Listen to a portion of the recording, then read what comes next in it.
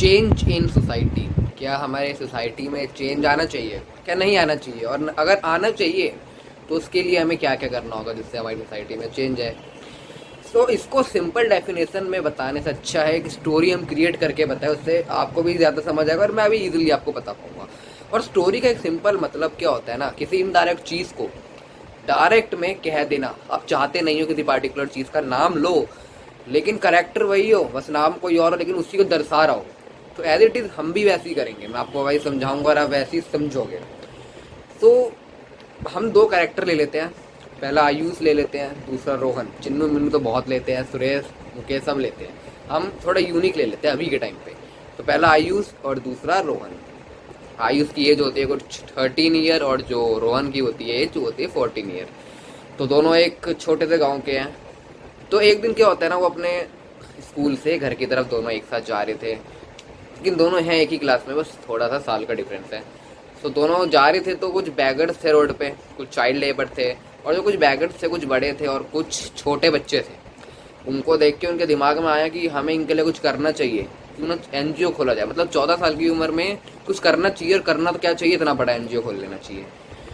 अभी इन्होंने पहले नहीं सोचा पैसा कहाँ से आएगा, उन्होंने केवल ये सोचा हमें खोलना चाहिए। सबसे बड़ी थिंकिंग जो है, कुछ मदद करने की सोचा, और मदद करने की सोची तो सीधा एनजीओ पे चले गए। ठीक है भाई, इनके दिमाग में आ गया एनजीओ में खोल लेना चाहिए। अब वो क्या गए, दोनों अपने अपने घर गए और अपने बड़ों को बताया।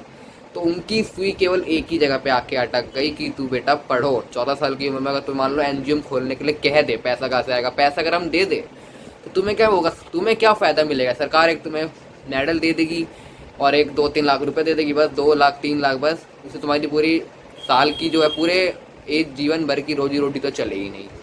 तो दोनों के घर पे सुई यहीं पे आके अटक गई, जाओ पढ़ो, दोनों के घर पे। तो अगले दिन दोनों फिर वहीं से जा रहे हैं, उन्होंने फिर देखा। अब उन्होंने क्या करा ना, उन्होंने सोचा क्यों ना हमें खोला जाएगी एनजीओ। तो उन्होंने एक एनजीओ खोल लिया। उन दोनों ने हज़ार रुपये मिला के 2000 रुपये के छोटा सा मतलब एक रूम ले लिया, और उनके पास स्टार्टिंग में 35 बच्चे आ गए उस एनजीओ में। अब हमारी सुई यहाँ पे आके अटक गई कि भैया, तब उनको घर में मना कर दिया एनजीओ नहीं खोलना, तो उन्होंने फिर एनजीओ खोल कैसे लिया। तो देखो यहाँ पे केवल एक ही चीज़ है उनके अंदर, वो है स्टोबननेस, जिद्दी। वो जिद्दी बने, जब भी तो एनजीओ खोला था, घर वालों ने मना कर दिया तो वो कैसे खोलेंगे, है ना। तो उनके अंदर सबसे बड़ा जो पन था वो था जिद्दीपन, उनकी स्टोबननेस। और स्टोबननेस की वजह से ही जो उन्होंने एनजीओ खोला, और उसमें 35 जो बच्चे हैं उनके पास थे। अब देखो, आप सोसाइटी में अगर बात करोगे ना, जब तक आपके पास आप जिद्दी बनोगे नहीं, जब तक आप कुछ नहीं कर सकते। तो सबसे सटीक एग्जांपल मैं आपको एक देता हूँ, यूट्यूबर्स का। चलो, सबसे सटीक, सबसे इजी जो आपको समझ आ जाए, सबसे सटीक एग्जांपल है यूट्यूबर्स का। यूट्यूबर्स में ऐसे बहुत यूट्यूबर्स है, जैसे मैं आपको एक का बता देता हूँ, कैरी मिनाटी, अजय नागर। ठीक है, तो आज से तब 6-7 साल 10 साल पहले वो आए थे।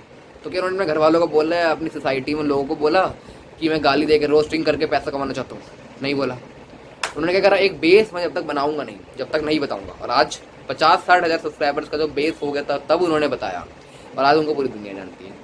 और इस सोसाइटी की खासियत बताओ क्या है, आप गाली दे के पैसा कमाने के लिए पूछोगे या नेक काम करके पैसा कमाने के लिए पूछोगे, आंसर रहेगा नो, NO, नो, यही रहेगा। एंड यूट्यूबर्स आपको बहुत मिल जाएंगे।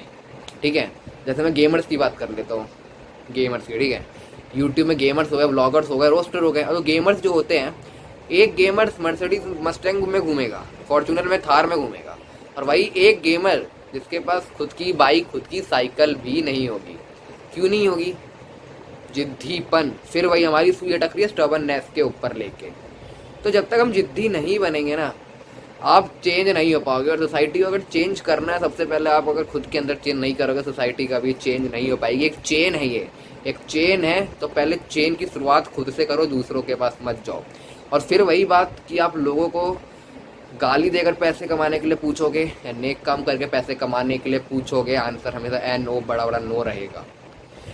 सो आज के वीडियो में इतना ही। उम्मीद है आपको वीडियो अच्छी लगी होगी। अच्छी लगी तो लाइक करना, चैनल बनाए सब्सक्राइब करना, एंड मैं आपको मिलूँगा किसी और लॉन्ग वीडियो में। Thank you.